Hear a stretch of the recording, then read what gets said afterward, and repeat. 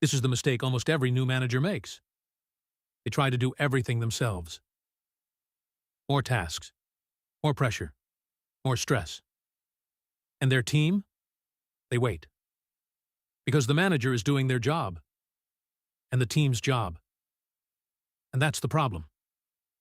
As an employee, you are rewarded for doing more.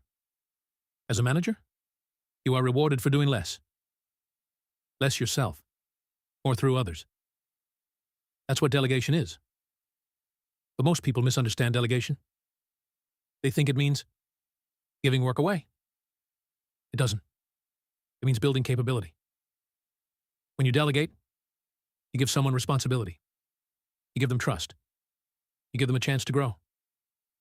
And over time, your team becomes stronger. Bad managers hold on to tasks because they think, no one can do it like me. But that creates a weak team. Great leaders let go, even when it's uncomfortable. And here's the hard truth.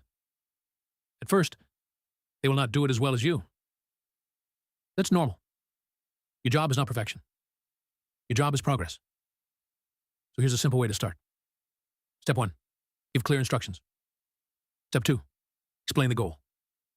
Step 3, let them try. Step 4, give feedback. That's it.